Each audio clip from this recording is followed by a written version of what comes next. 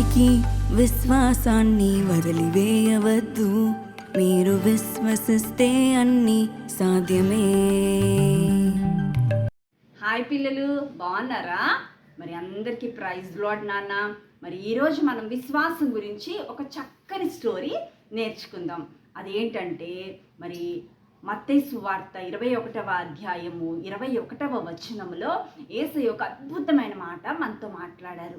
అదేంటంటే కొండని చూసంట, నువ్వు ఇక్కడ నుండి అదిగో సముద్రంలో పడు అంటేనంట ఆ కొండ ఆ సముద్రంలో పడిపోతుందంట పిల్లలు. కానీ మనమంట సందేహింపకుండా మరి అడగాలంట, ప్రార్థన చేయాలి. ఓకేనా పిల్లలు?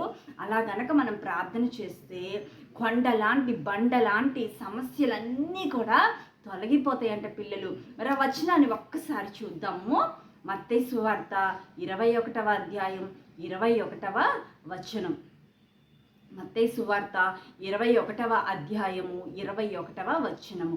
అందుకు యేసు, మీరు విశ్వాసము కలిగి సందేహపడకుండిన ఎడల ఈ అంజూరపు చెట్టునకు జరిగిన దానిని చేయుట మాత్రమే కాదు, ఈ కొండను చూచి నీవు ఎత్తబడి సముద్రంలో పడవేయబడుదువుగాక అని చెప్పిన ఎడల అలాగు జరుగునని మీతో నిశ్చయముగా చెప్పుచున్నాను అని యేసయ్య చెప్పారు. చూసారా పిల్లలు?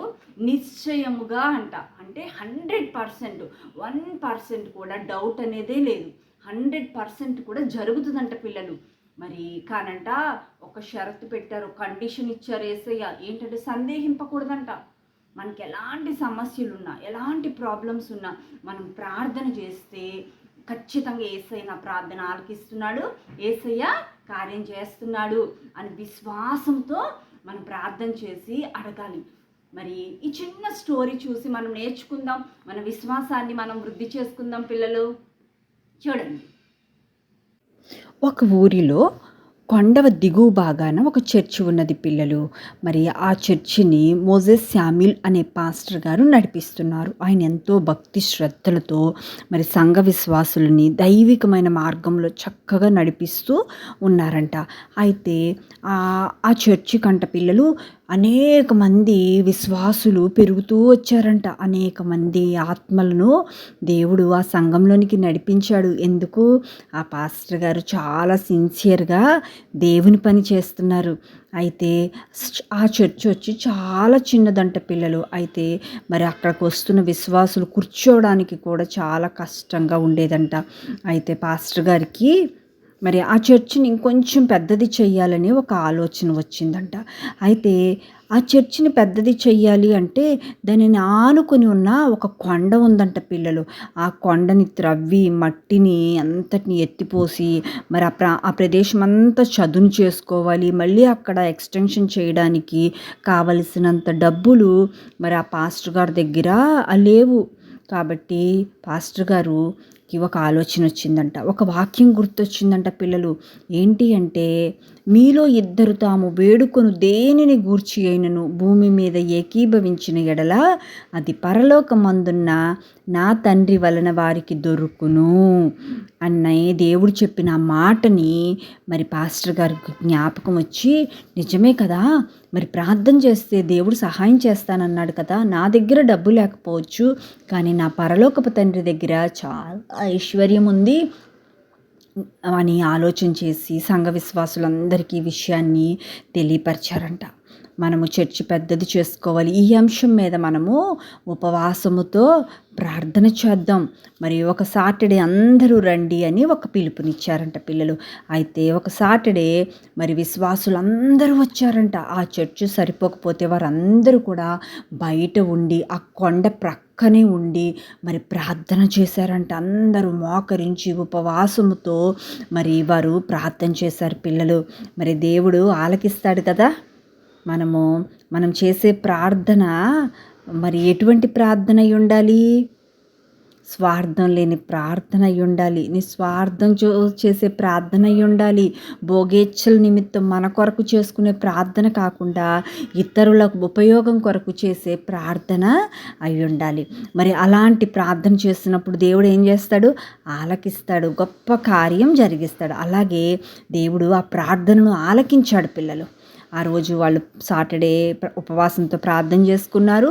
ముగించుకొని ఎవరిళ్ళకు వాళ్ళు వెళ్ళిపోయారు. ఆ తరువాతంట ఒక ముగ్గురు వ్యక్తులు మరి చక్కగా టక్కేసుకొని ఆఫీసర్స్ అంట, ముగ్గురు ఇంజనీర్స్ వాళ్ళు వచ్చి అన్నారంట, ఇదిగో ఈ విలేజ్లో, ఈ పల్లెటూరులో మేము ఒక ఫ్యాక్టరీని కట్టబోతున్నాం. దాని కొరకు మాకు చాలా మట్టి కావాలి. కాబట్టి మేము ఎక్కడో దూర ప్రాంతం నుంచి ఆ మట్టిని తీసుకొస్తే మాకు లక్షల్లో డబ్బు అవుతుంది. కాబట్టి మీ కొండను గనక మాకు అప్పగిస్తే మేము ఆ కొండను తవ్వుకొని మాకు పల్లముగా ఉన్న మా ప్రదేశాన్ని మేము ఆ మట్టితో నింపుకుంటాం. అక్కడ మేము ఫ్యాక్టరీ నిర్మించుకుంటాం. మేము మీ కొండను త్రవ్వేసి ఆ కొండ ప్రాంతం అంతా సదును చేసి మీరు ఏదైతే ఎక్స్టెన్షన్కి కావాలో మా పనివారే వచ్చి అది కడతారు అన్నారంట పిల్లలు. మరి ఎంత గొప్ప కార్యం దేవుడు వీరి పట్ల చేశాడు. మరి అంతేకాదు, పాస్టర్ గారంట చాలా సంతోషించారంట పిల్లలు. చాలా సంతోషించి విశ్వాసులందరికీ ఈ విషయాన్ని తెలియపరిచారంట. దేవుడు మన ప్రార్థన ఆలకించాడు, మన కార్యాన్ని దేవుడు సఫలం చేస్తున్నాడు అని పాస్టర్ గారు చాలా సంతోషంతో మోజెస్ గారు అందరికీ తెలియపరిచారంట పిల్లలు. అయితే మరి ఆ కొండనంట తవ్వారు.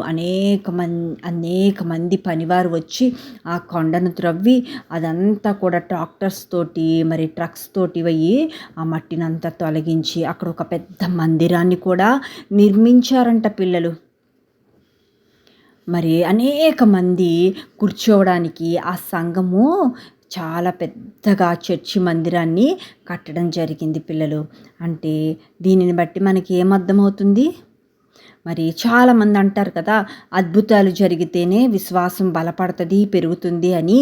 కానీ నిజానికి పిల్లలు, మన విశ్వాసం ద్వారానే అద్భుతాలు జరుగుతాయి.